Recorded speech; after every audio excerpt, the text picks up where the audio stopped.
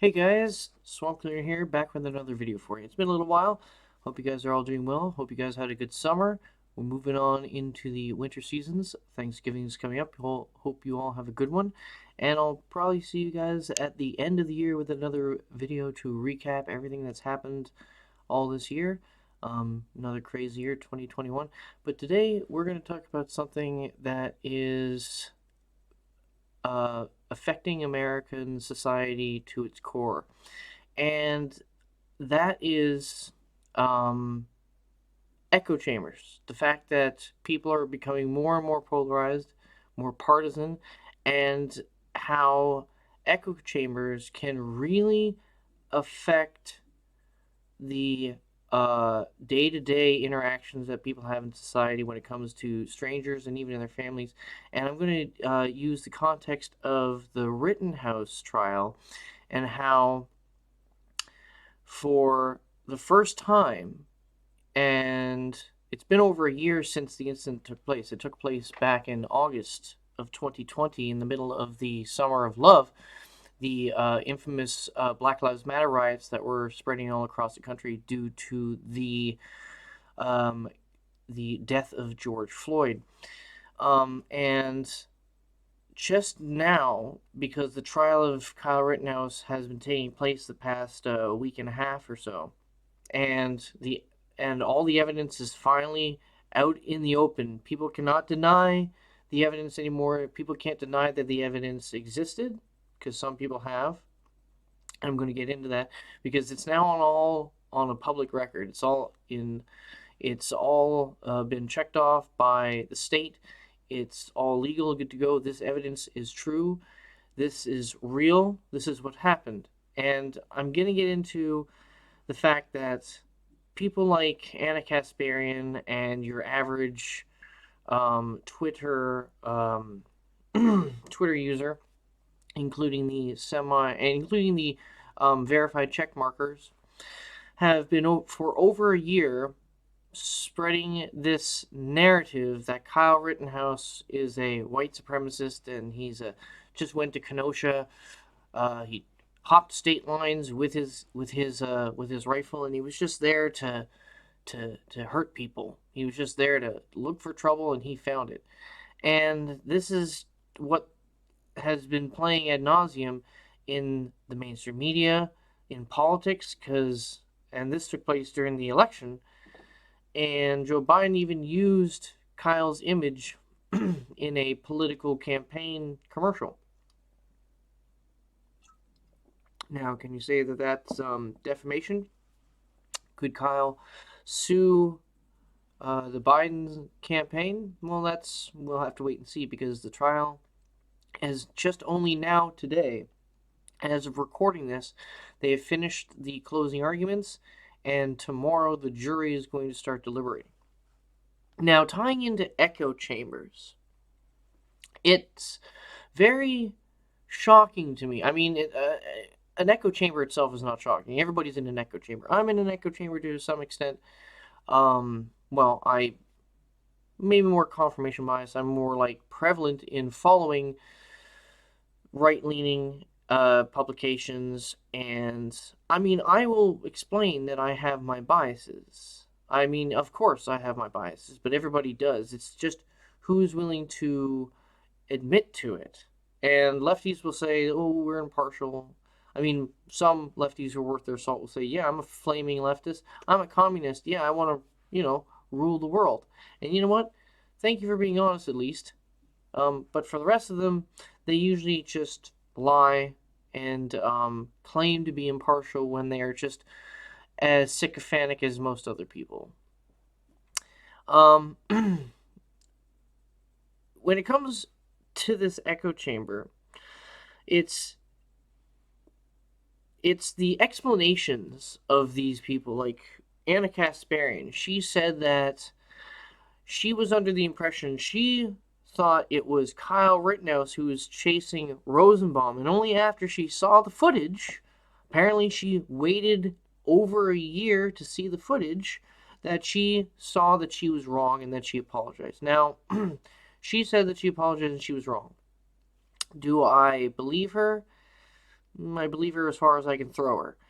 Um, but at least she's putting up the appearance of being decent. Now, is she a decent person? Maybe she is. Maybe she is because Cenk, he hasn't said anything. So maybe there is a split there in the Young Turks. But I want to drill into the fact, how can people who are now, I can excuse the average Twitter user, even, well, actually really I can't, because it's all over the Twitter. If you were paying attention, you would have seen that footage last year, a few hours after it came out. It was all over the place. You can Google it, you can find it everywhere. So, I mean, I can blame the average Twitter user less than people who claim to be journalists and pundits on TV or on the radio or on doing a stream or something like that, where they claim, oh, only now have since I've seen this footage, I'm now changing my tune. I mean, there's only two reasons for that. There's complete ineptitude, so they're incompetent. These people are so far in their echo chambers that they are just too lazy and too incompetent to just hop on over to, let's say, Jack Posobiec's Twitter account and take a quick look at a video, or maybe, oh no, check Andy No's Twitter account, or Tim Pool. Oh, heavens be! Like, actually getting outside of your bubble of verified hashtag Twitter sycophants and finding another alternative point of view by somebody else that you don't follow. Oh, how crazy is that a concept? I mean, so it's either they're that inept and lazy that they're in that echo chamber, or there's malicious intent going on, and these people do know. They have seen the footage, but because narrative over reality, opinions over facts, like feelings over facts, and an ideology over society, these people will lie and claim knowingly that what they're saying is false and pushing a false narrative, that Kyle Rittenhouse is a white supremacist and he was just there to cause trouble. People actually believe right now, some of them are still out there, that Kyle Rittenhouse killed black people or killed somebody who's not the same color as him because of how the story was framed online, on social media, and on the mainstream media. They never outright said it most of the time. Some of the time, well, a few of them, there's a supercut of some of the worst bits of defamation, but they would insinuate that Kyle is or did something wrong or was wanting to do something wrong and hurt people. They would insinuate that.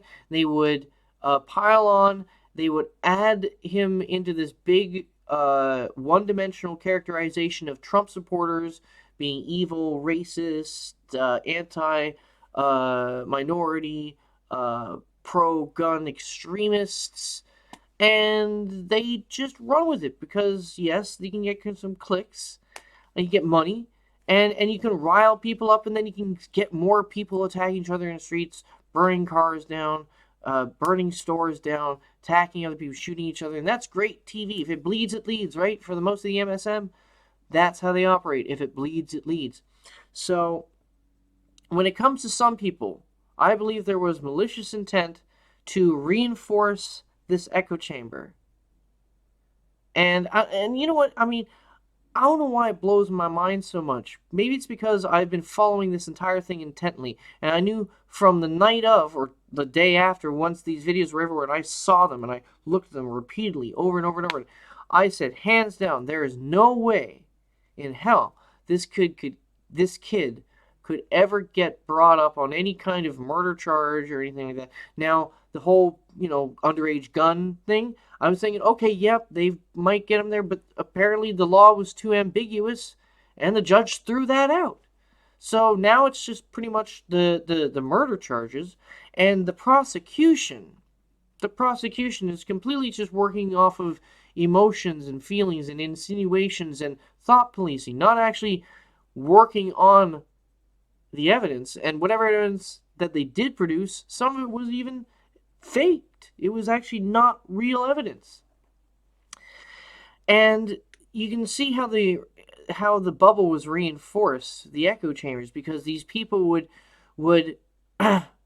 would hear the judge's phone ring, and the tune would be "God Bless the USA." He's like, "I'm proud to be an American," and these people would say, "Well, there we go. That's it. The judge is biased. He's pro conservative, pro gun, because that's what Trump used at his rallies." Blah, blah, blah.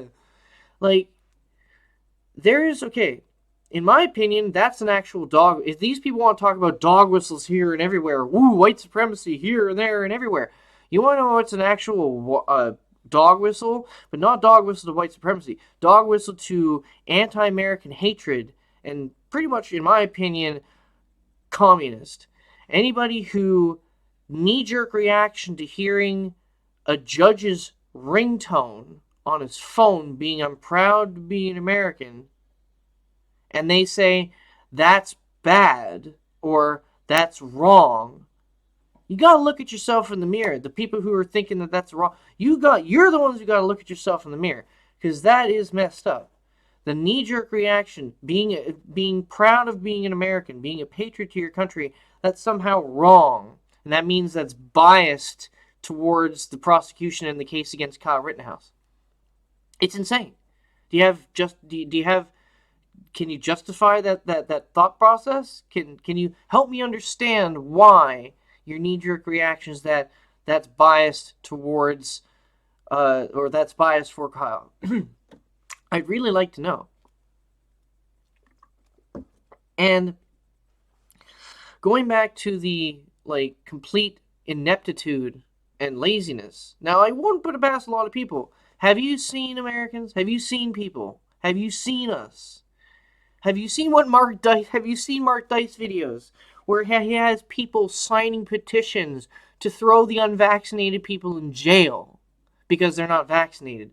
People are just, yeah, well, that sounds like a good idea. Or no, they can't vote because they're not vaccinated. That sounds like a good idea. Let's take away their civil liberties. Let's take away their rights and stuff because they don't agree with our opinions and our perspective on reality and our worldview.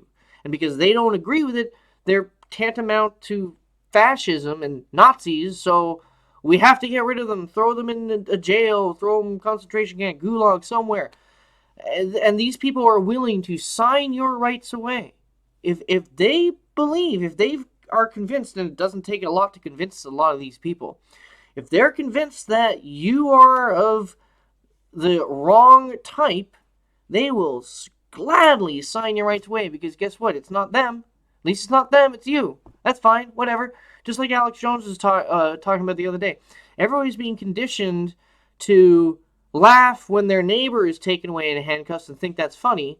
And then your neighbor will laugh at you when you're taken away in handcuffs because they think that's hilarious. Because it's not happened to me. Ha ha ha! I got nothing to worry about because it's not happened to me. Same mentality as the German people had during Nazi rule when the Jews were being taken away to the concentration camps. Well, at least it's not, this is not a favorable situation, but at least it's not me. And they did say that those Jewish people they were kind of dirty and spreading diseases around. Wait a second, that kind of rings a bell. Well, I don't want to get into something that'll get me a strike on this lovely platform here on YouTube. But remember, echo chambers are what is causing this country to tear at the seams. We have people who want to dox the jury because they think justice will be served if they dox the jury and threaten and intimidate them to find a certain way. They think if they don't intimidate the jury, then justice won't be served. So they think they need to put the thumb on the scale in order to rebalance the system because they think Lady Justice is not fair and equal. It's because they live in this echo chamber that is being reinforced by the likes of the mainstream media and people on social media.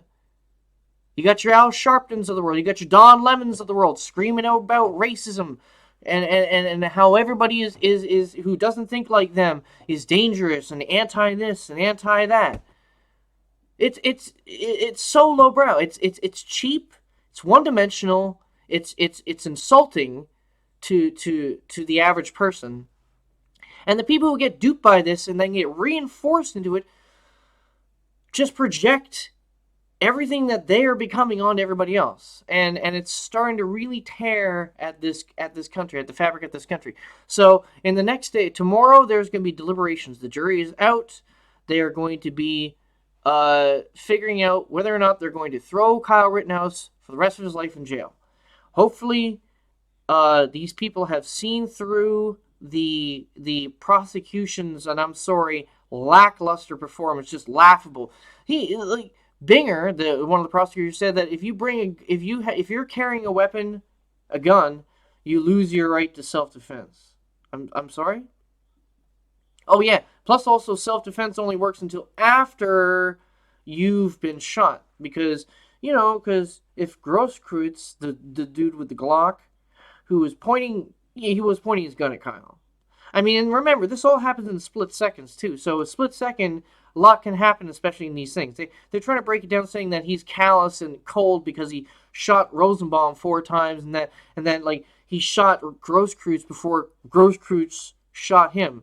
Yeah, I'm serious. They're pretty much saying you should wait to defend yourself until after you've been shot or until after you've been hit by something, which he was. He was assaulted. The crowd hit him with a skateboard. The crowd tried to kick him. They were throwing things at. They threw rocks at him. So yeah, this was a violent mob, and if they got him, what would they? Yeah, what would have been a more reasonable outcome? What would have been a better outcome? That Kyle succumbs to the mob, puts the gun down, and the mob will just drag him to the police, maybe give him a good punchings, and then drag him to the police. What for? Really? Do you really think that's what would have happened? Do you? If you do, I have a bridge to sell you. Alright, guys. This is Swamp Cleaner. I hope you guys like this video. Catch me out on social media. At the Swamp Veteran on Twitter. And I'll put in my BitChute link for the alternative to YouTube in case I get expelled off this platform. So I hope you guys have a good night, and I'll catch you guys later. Bye.